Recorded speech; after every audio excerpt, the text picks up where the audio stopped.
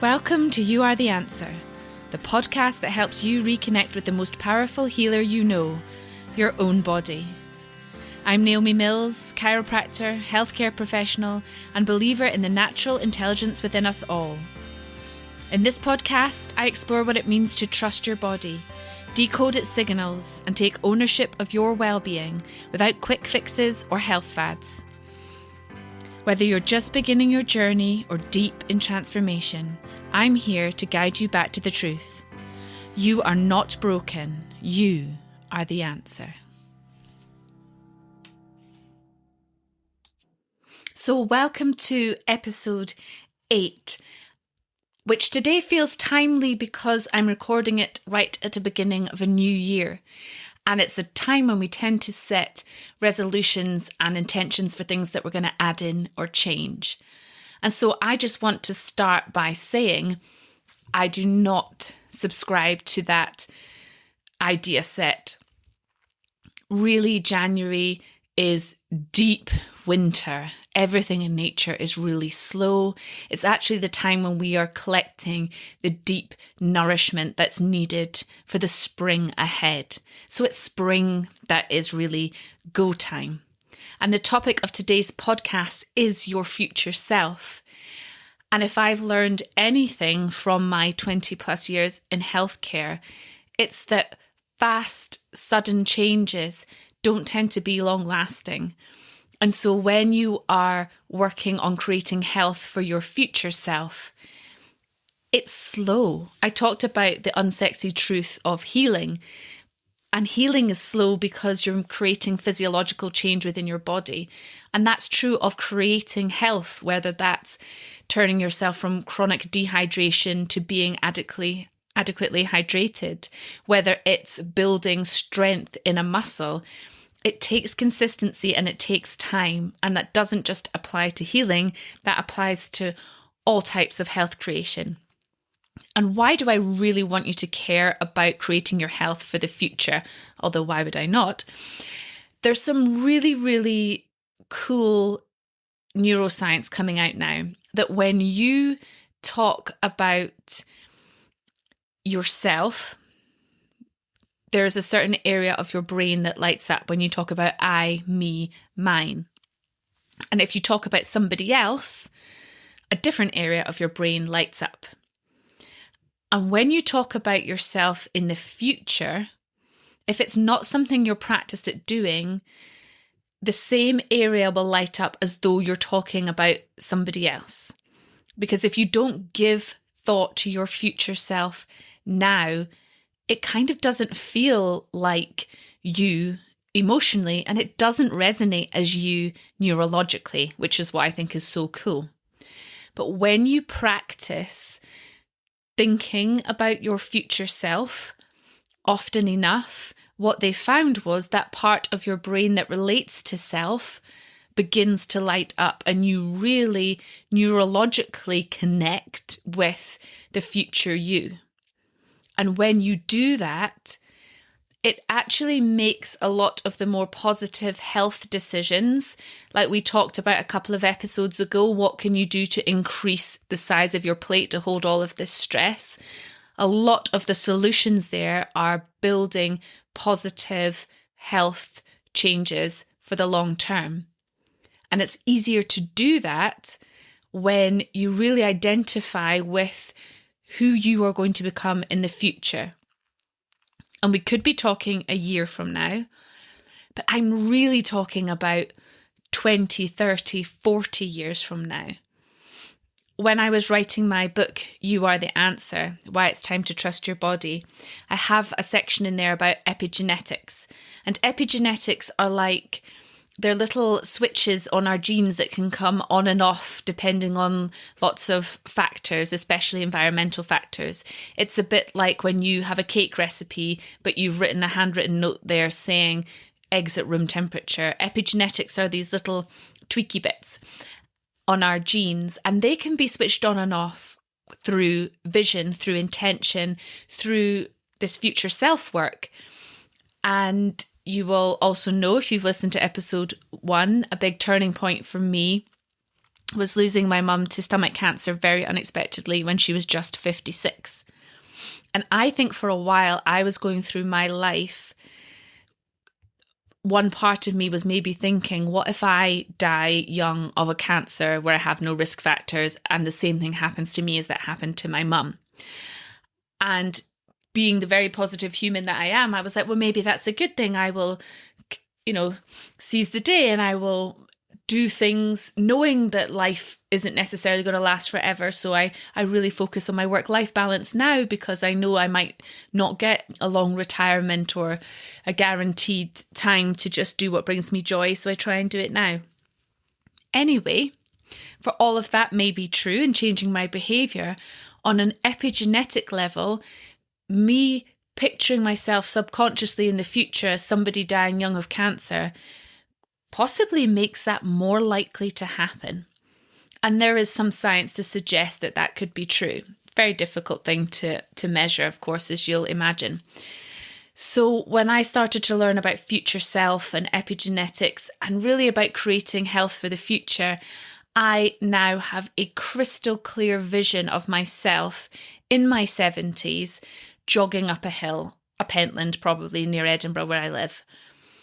And just doing that not only helps me take advantage of this genetic link, however strong it is, it makes my decisions both consciously and unconsciously now different. And these are what the future self science experts have found, that when you identify with that part of you in a way that is neurologically wired as you, that feels like you, when you really connect with yourself going forward, you make measurable and real differences today that you otherwise don't make if you don't give this connection the consideration that it deserves.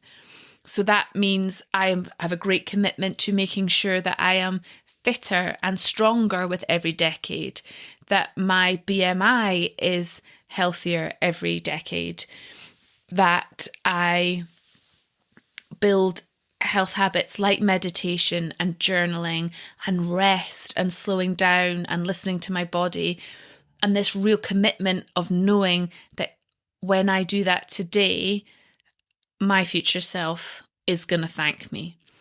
And sometimes that can be as simple as making sure I book in my lovely monthly massage that I often struggle to make time for, or think, oh, I could use that money elsewhere. And then I get into that space and I get on the table and my lovely massage therapist makes up an aromatherapy blend for me and she puts the music on and she starts working on my body for an hour. And I think, good for me, past self. And this was only, 5 or 6 weeks past self. But there are so many opportunities for where you are now to consciously and mindfully create health for yourself in the future.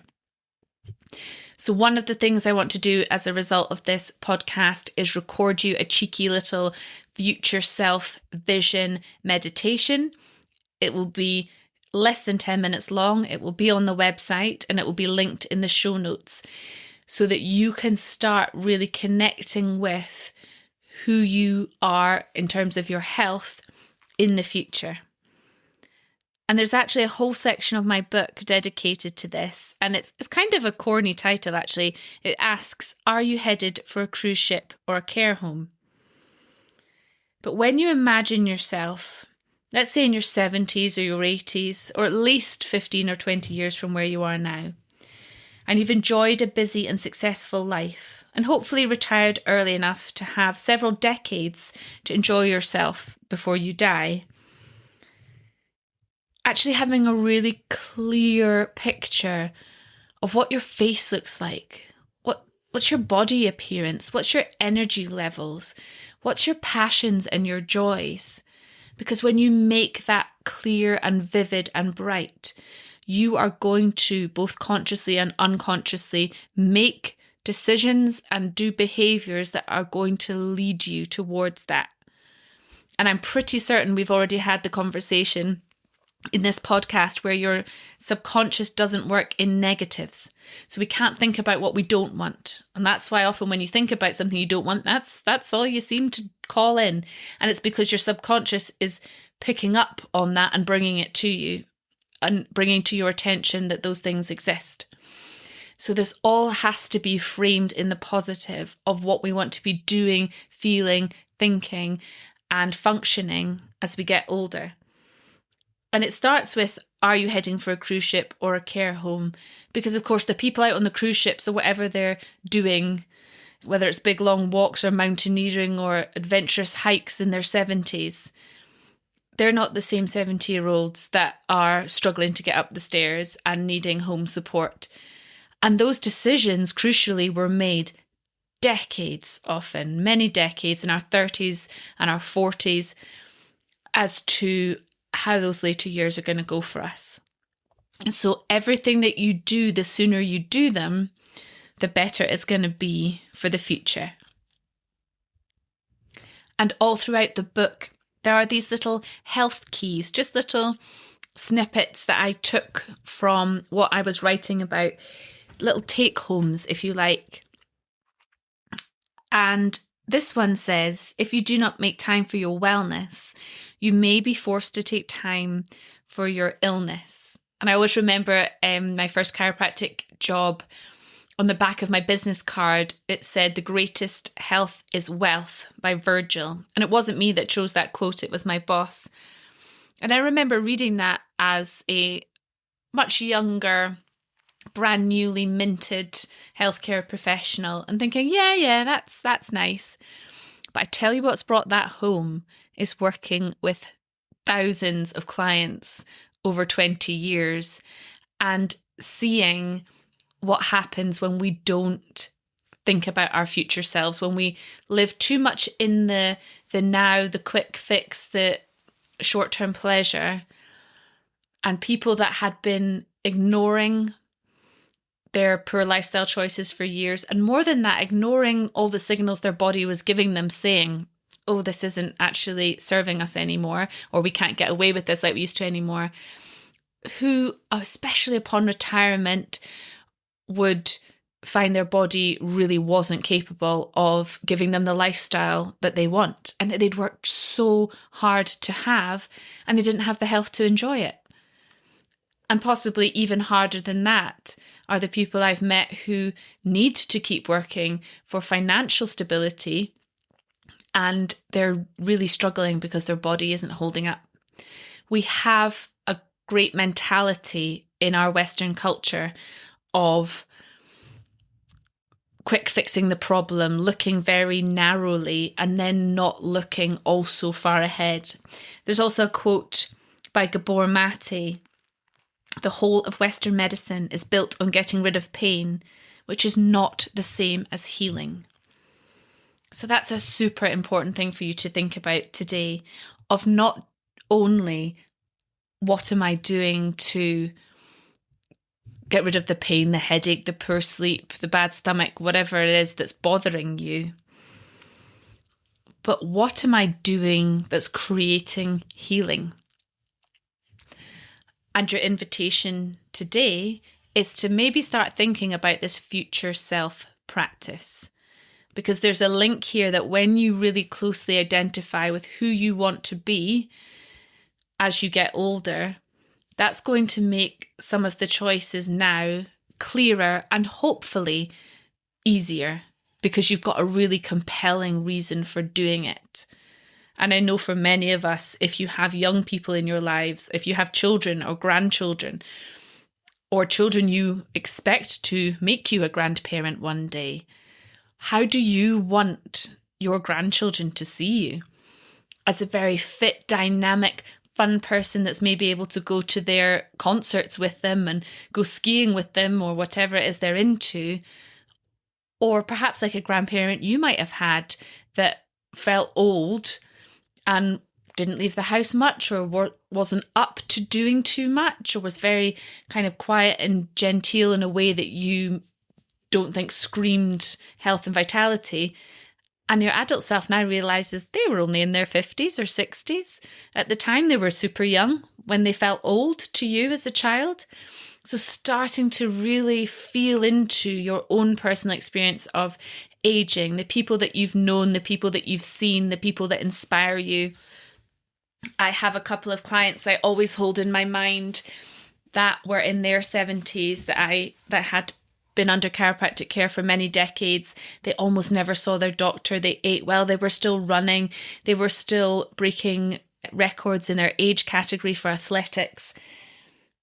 And I was always determined that that would be me, to find these role models, these people, and not think, oh, I couldn't do that. That's just them. Because we can all do that. So here's my question for today. With the lifestyle choices you are making, which are you headed towards? The future of adventure or a care home? And if you want to take this work further, and I really encourage you to do so, make sure you pick up a copy of the You Are the Answer book, which you can do so on the website at youaretheanswer.co.uk. And while you're on there, get onto the resources. They are completely free. Under meditations, your future self meditation, there will be a link in the show notes. And make it a priority today to go and listen to that and to take some time over the coming weeks to reflect on your future self. And let's see where it takes you. And make sure you create that neurological connection that when you think of yourself in the future, your brain knows you're talking about you. And so your brain doesn't get in the way as often when it comes to making those great health choices. Thank you for joining me on You Are the Answer. If today's episode sparked something in you, share it with someone you care about and leave a review to help others find their way back to their body too. For more tools, inspiration and resources to support your journey, head to www.youaretheanswer.co.uk. And until next time, stay connected, stay curious, and remember, you are the answer, and you always have been.